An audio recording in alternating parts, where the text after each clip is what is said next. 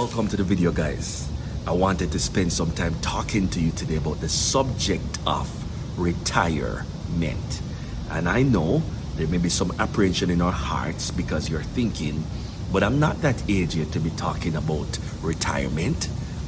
It is a true statement to say that when we have established certain things in our lives before age 25, it will set the flow for the next 45 years of our lives. So if you're able to work this in now, then the accumulated value of what was shared today, what you're investing in your life in these days, will show tomorrow. It is what we did yesterday that we're experiencing today. And it is what we're doing today that we will experience tomorrow. So I just wanted to put this preamble before I get into the subject of retirement. Now, I want this to be a fulsome video. On the Facebook channel, I would have gone through and delved a little bit into the matter of retirement, but I want this to be a fulsome one. So if we can recapitulate a little bit, I had said that when it comes to retirement, there is planned retirement and there is early or unplanned retirement. Planned retirement is when you know the law of my particular country states that by the time I get to age 60, or in most places age 65, I will no longer be a part of the labor force. So I will have to at that time step back, won't be able to access certain perks and benefits that would come with an employment. What am I going to do differently? That's when you're able to see it ahead of time before it comes. There may be something called early or unplanned retirement, and this could be from the company wanting to save. So they're beginning to trim their budget and they want to make sure that they start with those who have been there for a long time. It's not that you are not valuable, but it's going to seem that way in many cases. When I get to the middle of the video, I'll share with you that there are many people who value themselves by what they do. How do you introduce yourself to a set of people in a room? Do you do it by your job title? Do you tell them where you work? Well, if you're in that category, you're one of those persons who would really not benefit from unplanned or sudden retirement. So it could come from the company side. It could also come from your side. There are many persons who have to stop working because of ill health, their own ill health, or maybe that of a parent or sibling that they have to care for, and so they're no longer able to work, as they normally would. That is why we're raising up this important subject called retirement in our 20s and 30s and 40s, because we want to make sure when we get there, nothing is sudden, nothing is abrupt, but everything is planned for. Now, see retirement as another phase and not an end stage. It's not an end in itself. It's not a diagnosis from the doctor that all of a sudden you're no longer valuable and you are about to die. It's not a death sentence, and therefore you should not feel obsolete. That's the perfect word. You should not feel as if I'm done, I have no value to give, that's the end of me. Retirement is another phase, a beautiful phase if it is planned for. The ugly view that we normally have of retirement is because of the value that is normally associated with our job. So all of a sudden that goes. The benefits, they're now gone. The sense of value that you gave to that company, you feel like they no longer want to accept anything from me. So it becomes not just financial, but psychological. Again, if it is properly planned, you will be able to reap the rewards of retirement, have time you've never had for yourself. But I just want to say to you, there are two sides, and depending on how you are able to plan, it will determine how much you're able to experience the blessing of retirement. Now, remember, I had said that plans are maps. If you want to be able to chart your course through a particular phase of life, then you definitely want to put it on paper. What you don't put on paper or you commit to memory, you're going to lose over time. So it is so important for us as we're planning our lives or later life, you would want to make sure that you put that on paper, pay some importance to it, and then as we're going down there, you'll be able to reference this map. Normally, the fear, the anxiety, the sense of frustration, the sense of being obsolete comes from my plan A expired, I have no plan B. When you map it out on paper and there is a plan B, you're able to navigate through that phase. And so start at a beautiful place. Ask yourself, what are some of the things that I would want to do in my retirement? This is germane to everything because it's going to determine how hard you push now. What do you put in now? And if you still work somewhat in the retirement phase of your life. Getting retired does not mean that you are now retracted from work any at all. There are persons who are engineer working hard in the field outdoor, and now they can commit their expertise by way of consultation. So all of a sudden they have changed their line of work, their level of work, but they're still working. So the first question I want to ask you is, when you think about the 60s, when you think about the 70s, what are some of the things you would want to be doing in that phase of your life? Now, to answer that question, I want to ask you this one. What are some of the things you never got a chance to do? You know, the idea of bucket lists in pop culture is a thing. What are some of the things you have never been able to do? Naturally, if you have been a workaholic, you never had time to commit to going to orphanages in foreign countries or maybe in your own. Recently, I visited an orphanage when the war broke out in Haiti a few months ago. Some of those kids were displaced and they came to live here in Jamaica. So I brought a set of older ladies, many of them in their retirement years.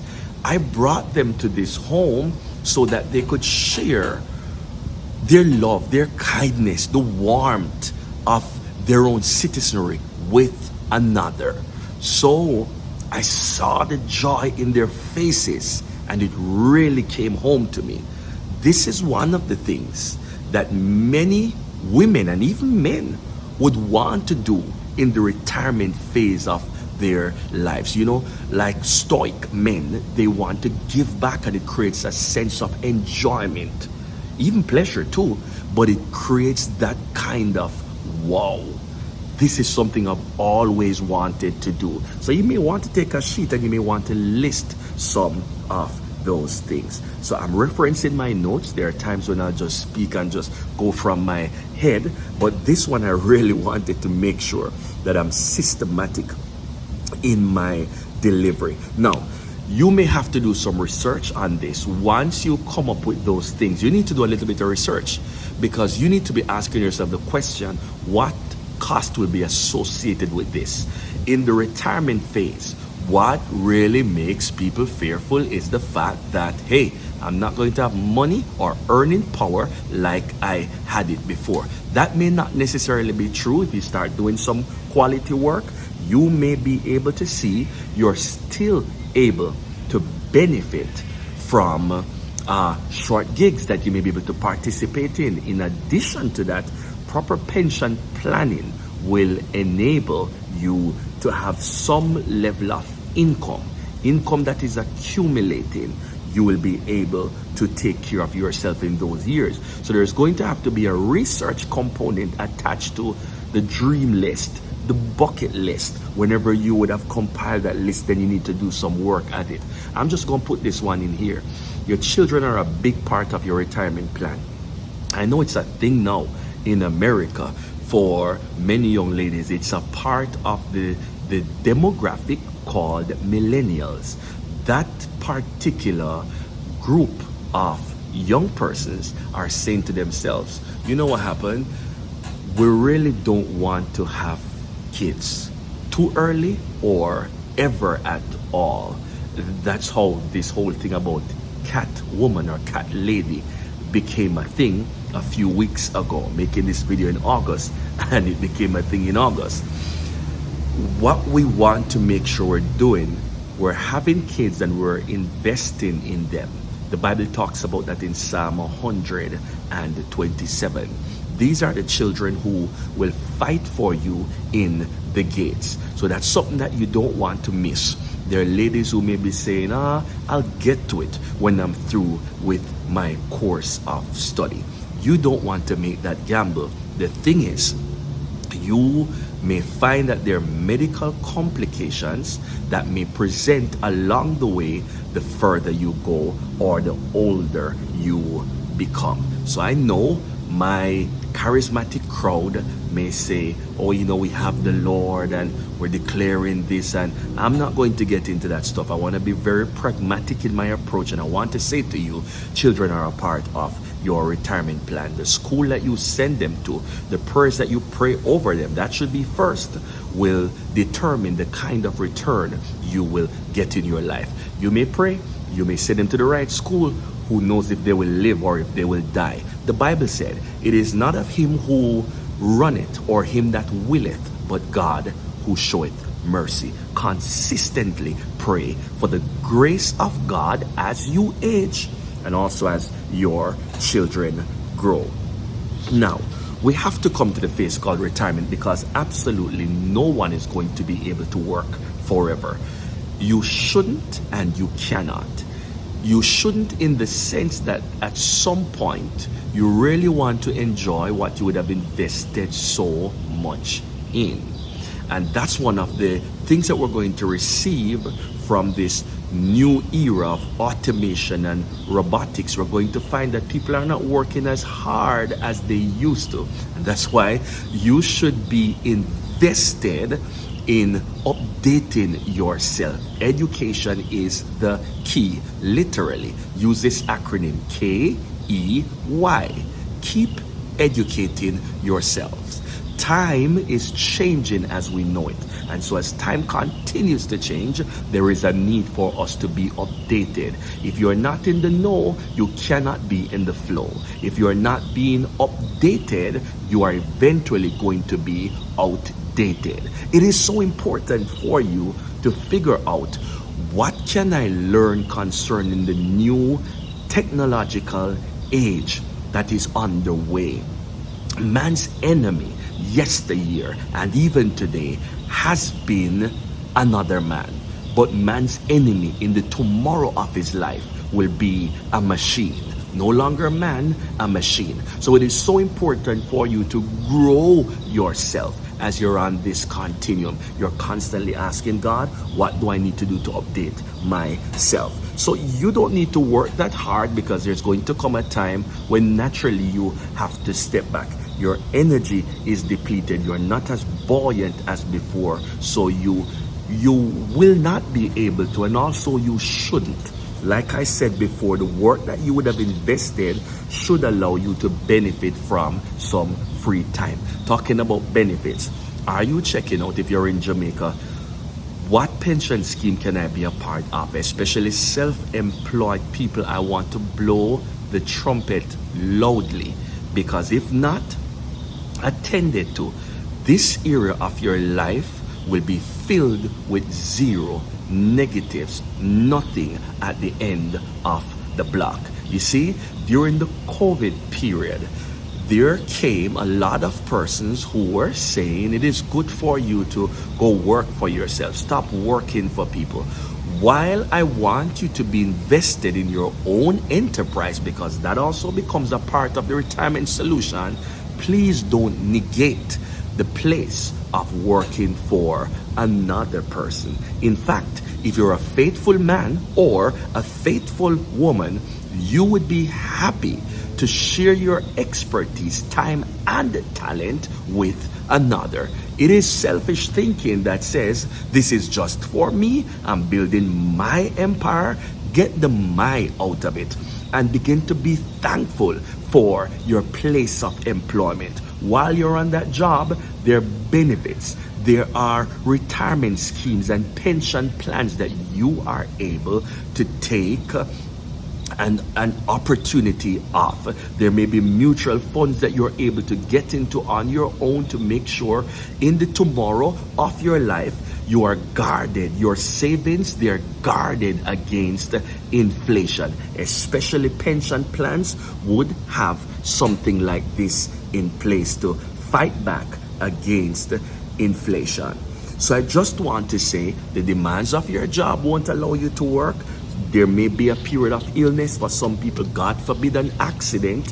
While I was preaching over the last couple of days, I flew to one place and I went to see someone who was so integral to our younger lives, made great contribution, and I thought to myself, wow, this should encourage me to go harder and to plan more, because this day does come. Maybe not to all of us, but the day does come when you're thinking in yourself, I wish I had done better work in terms of planning for my future. Not saying that this general did not. I just thought to myself, what are the implications that could be derived from these situations? Your family may need you, and because of that you're not able to. So check out with your job or even in your country, what does the Family and Medical Leave Act say concerning that? If I have to go care for a relative, if I had an accident, how much time would I have off from work? If you can't answer that, or they can't answer that, then early or sudden retirement may become a thing if you're not protected by the law. So it's so important for you to look at that. Sometimes when the medical bills come in and they begin to mount, it does weigh on someone's happiness or joy, and they feel a sense of a lack of value, not feeling as if they have any significance. Ask yourself, if I was to be separated from my job today, how would I feel? Would I still be the same man or woman? Would I still feel valuable? Now that I'm not at that hospital working, now that I'm not receiving the long service awards I've received for the last couple years, you are not a failure. You want to encourage yourself and remind yourself that, hey, this is the beginning of a new life. One of my members walked in, and as this parishioner spoke with me, she beamed with joy. I wondered what was on her mind. She had been thrusted into early retirement, and so my own trepidations for her arose. I said to her, like, how will you get by? She smiled throughout. Number one, she had the grace of God. Number two, she saw that she was still employable, had value, and in small freelance situations, she could receive value by way of giving her talent, receiving monetary exchange. So she saw that there was life there. What she relished was the time that she would now have for herself. No longer do you have to get up and do the 9 to 5. So you're thinking about things, academic things I wanted to do, could not do. creative goals I've had could not do that. I want to volunteer and become a part of an academic society. People doing research. Now you can go ahead and do that. I want to travel the world. I want to go see the Congo. I want to see the deltas. I want to see some safari. You can go somewhere and you can enjoy your life. So because you had planned for this, spending more time with your family, helping with the grandchildren, because you planned your life forward, now you are able to experience these joys. It doesn't mean that you won't experience difficulties along the way. You have to look now that you no longer have disposable income. How will I deal with rising food cost? I presented research in this very university a few years ago on high inflation. Food cost was rising at that time. I think food inflation was like 11.4%. I think that was August of 2022. Don't count me on it, but it was the highest it had been at that time. And what could be done to stem that? We spoke about the renaissance of ideas like the Victory Gardens. You know, when this country entered into war many years ago, there was a period where, after World War II in particular, the government encouraged the planting up of backyard gardens, and it became like a major thing. Cut the food bill, the import bill down for this country in a major way. So there are things you're thinking about. How will I manage the high maintenance cost attached to retirement? How will I eat? You should never approach all of this from a place of fear. I'm actually glad that we're having this elevated and educated conversation. You know, some people, all they do, they have like an external locus of control. So they'll say, oh, the demons are causing this, or the devil is the one doing this. Listen, this is life. We're on the lifespan. Things are going to happen. And so if we prepare ourselves, it will even help us, in fact, not to work as hard as you have been working, because you're going to look at the future. You're going to mitigate the wear and tear on your muscles, on your body's cartilages. You are going to be able to put things in place to ensure, if we prepare, we'll have a better tomorrow. So I want to ask you, in terms of health insurance, what are some of the preparations? What are some of the coverages that you will receive? And will these coverages extend after your period of employment? How will I manage that? People who live in the States, you need to be working that out. Term insurance versus whole life insurance, you need to be giving thought to that now and seeing, if I put certain amount of money in right now, what will things be like? Those of you that are on the US side, AARP, you've got to check out all the benefits of being attached to that particular organization, especially if you are a person nearing retirement. But I'm in the Caribbean. I'm not there. There's actually something down there in the Caribbean for you. It's called CCRP. All right, so people in the Caribbean, they're coming up with ways of doing retirement planning for the Caribbean community. If you check these factions out, see what packages are in place and how I can be a part of that. Someone said, nothing to do but play all the livelong day. So fly butterfly, don't waste your time away. You're going to be like that butterfly. All this time is now on your hand, and you're able to just fly, to just experience joy and happiness. It does not mean that you're not going to have rough days, but you're trusting the grace of God. You're working with the Holy Spirit and you're doing your planning. It is in Psalm chapter 73, verse number 28. King David said, you will guide me, and when I'm old, you will lead me home to glory. So all the way, God has you.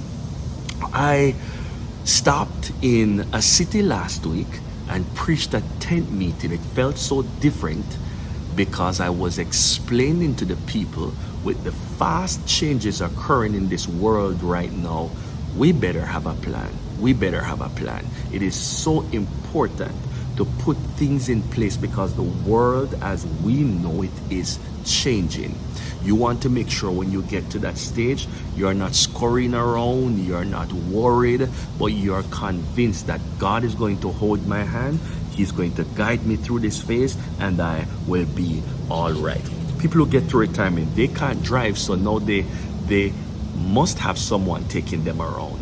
You may have 5 years max after retirement, but those who have diminishing eyesight or diminishing levels of hearing, they may need someone. So that also cuts into what they have to find to pay for their own care. You're putting pen to paper, you're doing the hard work, and you're trusting God for the rest. So people who are in this country, again, you have the benefit of things like 401k plans, so that after work you may be able to pull from this savings fund that you have had. Was such a great idea. I think it came to be under President Eisenhower. Don't quote me on that, but I think that's such a good plan.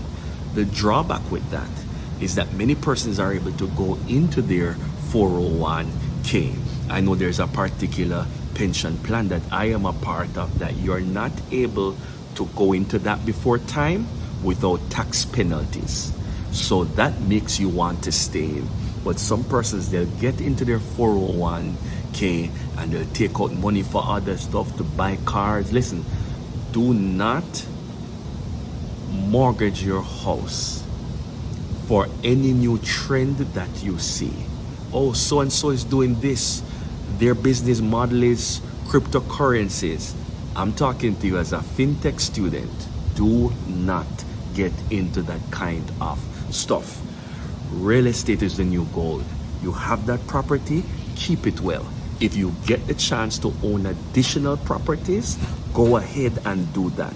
Because in the retirement phase of your life, you're going to need all of this. So no pulling of funds for candy ideas. That's what I'm going to call them right now. Candy ideas. So and so is doing this, so I'm going to be a part of that too. Remember, whatever is a part of pop culture is not necessarily gospel or God's will.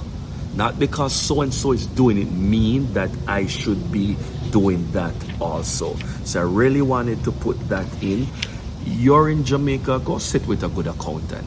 Caribbean, sit with a good accountant. You're on this side, a chartered accountant, that is, sit with a CPA. You're on this side, sit with someone who knows exactly what they're talking about. And whatever I'm sharing with you, I'm just giving you guide rail.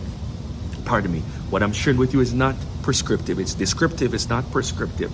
You go, find your own way and decide, hey, this is how I want to set up my aftercare.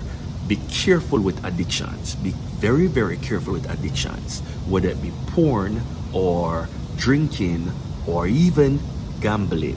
Some persons will get a call on the phone, and because they acquiesce to someone who is talking to them, even if you're hesitating, once they get your financial details, your social security number, your bank account number, they're able to get in and they're able to undermine all the work that you've done for your retirement. So as you're trusting God, please remember, the Bible said in Proverbs chapter 28, he that maketh haste to get rich shall not go unpunished. I think it's the 22nd verse. What can I do? What are some of the hobbies that I have that can generate extra income apart from proper pension planning? Or have this hedge fund, have this mutual fund account, have this fixed account, I'm putting some money aside. I want to ask you this. What about turning some passions you've had into ways of generating income? Hey, go make kombucha. Make kombucha. Fermented fruits, and you're boiling that, bottling that, adding nutrition value to your own life and to other lives. What about taking care of kids? You may be taking care of a grandchild or a relative's child. What if I convert this into a stream of income? How could that take care of my life? Then your own choices that you're making now, things like what do I eat at this stage? How much do I exercise at this stage? I'm telling you, simple walking a mile for your cardiovascular health could extend your days. You need to be going on YouTube, looking at people who have been eating well, exercising, and because they've been doing this, they've been able to stay buoyant. Genes, you can't do anything about genes. That's it. That's DNA stuff. Came from mommy, mommy's mommy, or from daddy, daddy's daddy, all the way down. However, in terms of nutritional choices, your time committed to exercise, that has nothing to do with genes. You may be predisposed and exposed, but there are things that you can do to stay ill health in your life. You're making connections, you're reaching out to people that you have not had a chance to reach out to in a long time. You're establishing new connections. It is said in this new age that a man's network is his net worth. Not just what you have in the bank, but who you know. There are families who will think about putting their mom or dad into assisted living care spaces.